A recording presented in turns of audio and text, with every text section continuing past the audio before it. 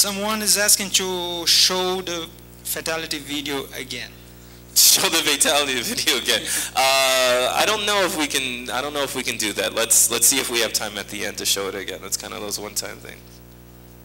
If you want to see more fatalities, you can actually. Here's a plug. If you want to see more fatalities, you can come by our booth. And we have 16 playable characters. A lot of the characters that we have playable weren't actually in this fatality montage, so if you want to come down and play it, we actually, like I said earlier, we have a mode in the game that teaches you how to play the fatalities. You can kind of walk up to it, pick out your favorite character, and check out one of their fatalities. We have like Noob, Ermac, Liu Kang. There's quite a few characters that weren't in this montage whose fatalities are available at our booth, so come check out the Warner Brothers booth this weekend if you get a chance. Is there a character creation mode?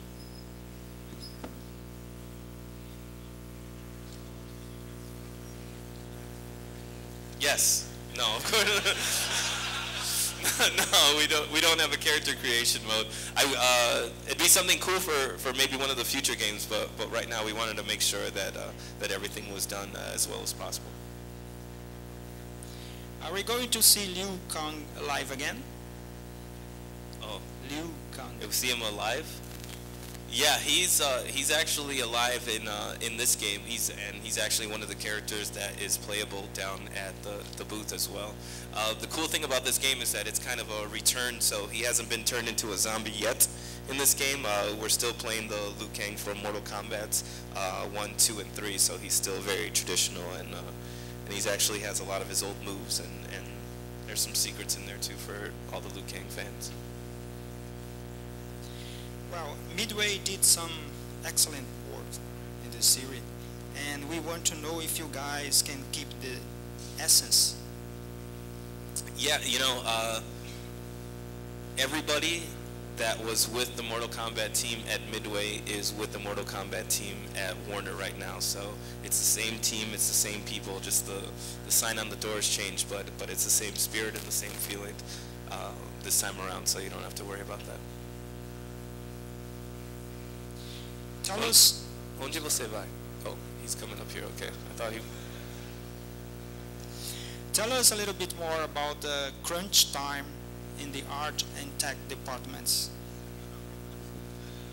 I feel guilty talking about that because I'm here in Brazil hanging out with you guys while all the guys are back home crunching. But you know, crunch it's kind of not really a controversial topic, but you know, every team does crunch differently, and it depends on the person. You know, there's some people that can do their work in a normal day-to-day schedule, and there's some people that need, you know, more hours in the day in order to finish it. The thing about video games is that usually want to set a goal. You want to set an end goal. You want to make sure that your game is finished by a certain date, and you know, the moment that you do that, there's a countdown timer going off of how much time you have left. So ultimately there reaches a point where everybody kind of bands together on the team and says, you know, we're going to put as much effort into this game as possible to make sure that it's the best product out there that it can be. And you know, I'm sure any game developer and you guys students, I'm sure you've done it in school, you know, if you had one more day, you would do this different. If you had 2 more days, you would do something else. If you had 3 more days, you know, if you had 6 months, it would be like this. If you had a year, it would be like this. But at some point, you as developers, you really need to give yourself an end date of, okay, this is what we're going to do. These are the plans that we're going to have. We're going to have to try to achieve this goal. And once you start getting closer and closer to that date, you know, just the hours start getting longer and the days start getting longer. You stay, you know, during the weekends because you have personal investment in the product to be as good as possible. So as game developers, you guys are artists, and any artist will tell you they want to put as much effort into it as possible, and a work of art is never finished. So that's crunch. What's your favorite character and why? I don't. It's hard to have a favorite character. You don't want to get personally attached to a specific character, because then when you see people beating up on him in the studio, you get mad and you want to make him like more powerful than everybody else. So you have to have kind of a detachment from him. But as far as like cool looking, I like old Shang Tsung. I think old Shang Tsung is pretty awesome, and I love Goro. I think Goro's one of the coolest characters ever in the history of video games. This guy gave me the thumbs up. Valeu. Was there any Brazilian studio to localize in Portuguese? Yeah. I don't know if the studio was actually in Brazil that localized it, but it is localized in Brazilian Portuguese. I don't know where the company was located off the top of my head, but it was a good decision. I accidentally put it on my Twitter yesterday because I thought that it was announced already, and then my poor PR rep down here in Brazil got bombarded with phone calls of all the Brazilian journalists kind of asking for confirmation. But it was something that I was really excited about, and no better time than here in Brazil to announce that the game was localized in Portuguese. So it was a good thing, I think. I hope I don't get fired. Serious. Are we going to have a playable Goro? None of the bosses are playable, but there are certain missions in the challenge tower where you take control of some of the bosses. Did I dance around that question enough? There's an opportunity to do it, to play as Goro in the challenge tower. Yes. Don't put that online. I'll get in trouble for saying that. This one is nice. It's going online like right now. Some guys on his thing, you know. Hector Sanchez says Goro is playable. Fired immediately. What are your main responsibilities as an art director? Traveling around the world making jokes in front of auditoriums, talking about things that haven't been announced yet, things like that. No, actually, a few of my responsibilities involve just making sure that schedules and artists are on track. You know, not to disparage any artists in the crowd, but creativity is something that's very difficult to schedule and manage. You know, you don't want to tell somebody, hey, make this look awesome, but you have until tomorrow. You know, it's very difficult to do that, and I'm sure that you guys that have worked on smaller teams know that the artists are, come on, man, I need a couple more days, you know. It's very difficult to kind of manage those expectations with them. You know, my job is to make sure that they're on track, to give them the support that they need. And I also work with Ed Boone and the art director, Steve Barron, to make sure that during reviews, we'll kind of review assets on a probably like twice a week basis, where we'll have all the assets that the artists have created on the team, and we'll sit through and they'll make comments of things that they want to see improved and see things that they want to make change. I have to make a list and then communicate that with the rest of the art team to kind of make sure that their wishes and improvements are acted upon, and set deadlines and things of that sort. I also manage all of the assets that go out for, you know, marketing and PR. You know, a lot of times, you know, a magazine will want screenshots, or this magazine needs cover art, or we need this kind of support for this retailer. I have to make sure that all of those fit into the asset creation schedule, because NetherRealm really takes those kind of things to heart, and we produce all of that stuff in-house. So just making sure that everything kind of runs smoothly, and then every once in a while they make me take out the garbage. So that's pretty cool. Just for the records, I'm just reading the question, right? Okay. All right. Will you play with us? Mortal Kombat? Yeah, sure. Tomorrow I'll actually be tomorrow and Sunday I'll be at the booth both days from 11 to 8. So come by and grab me, and I'll totally play. I'm gonna whoop everybody in this room, so it might not be fair to actually play with you guys. You might not have a good time, but yeah, I'll totally be out there, and I'll be available to play with you guys. What? Oh, okay. Wasn't that funny, apparently. What are the main inspiration to create the fatalities?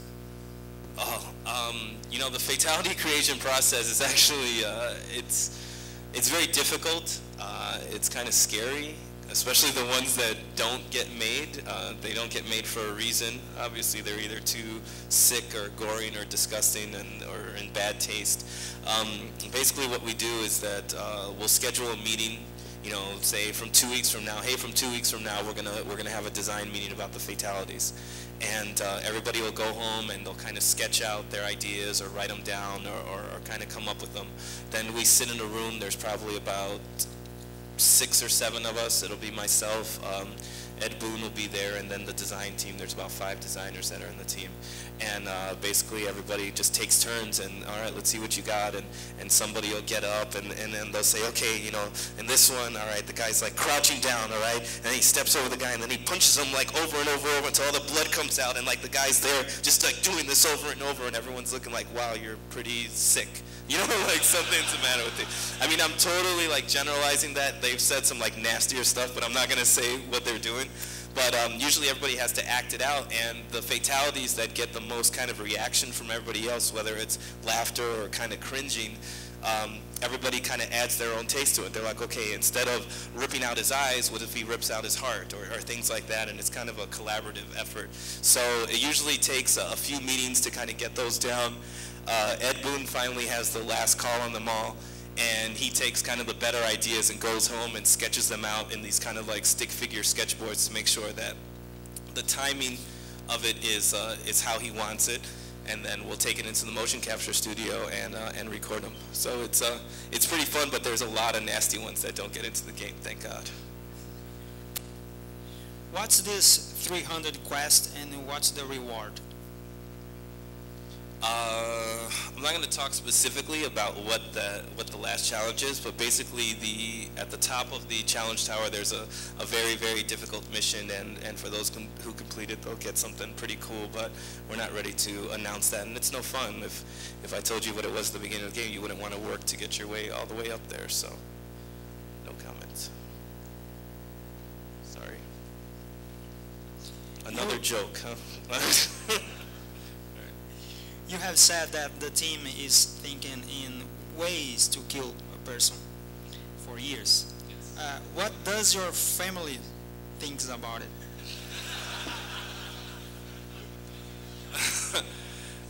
My mom and dad actually think I work on Sesame Street. I haven't told them that I work on the Mortal Kombat game, actually. No, my parents are really cool about it. They're obviously aware of Mortal Kombat, and they know, like, they took me to go see the movie when I was a kid. They took me and my brother Jason to go see the movie when we were younger, and they're cool with it, man. Everybody else knows where they get everybody's cool with it, I hope, at least. I mean, I don't know, some of my friends might be weird with me about it, but everybody else knows what we do, and it's just a game, we're not out there doing fatalities on people in the street or anything, so it's just not yet. If you keep interrupting me, you might be the first one that gets. What's the main challenge to please the Mortal Kombat diehard fans? The Mortal, as much as I love Mortal Kombat diehard fans, they drive me crazy. I can't sleep. I just have visions of these guys in my head all the time. Like, why didn't you do this? Why does he have this? Why doesn't he do this? Like, in Mortal Kombat 4, he did this. How is that even possible? He doesn't have this one. I mean, it's inspiring to know that people take it that seriously and kind of dissect it to that kind of root level. But at the end of the day, it's impossible to please everybody all the time. You can't please everybody all of the time. It's definitely a challenge, and it's definitely a balance too. We don't want to cater to just the hardcore Mortal Kombat fans. We obviously want to grow our fan base more and more and more. So we have to kind of ride that delicate balance between the two. But I would hope that we're doing a good job. We have a steady stream of fans that keep in contact with us through Twitter, that we kind of know about, through YouTube, through the forums. Like, there's a very hardcore community that we're very aware of, and they've had nothing but positive things to say about the game so far. So hopefully we're doing a good job. Art design and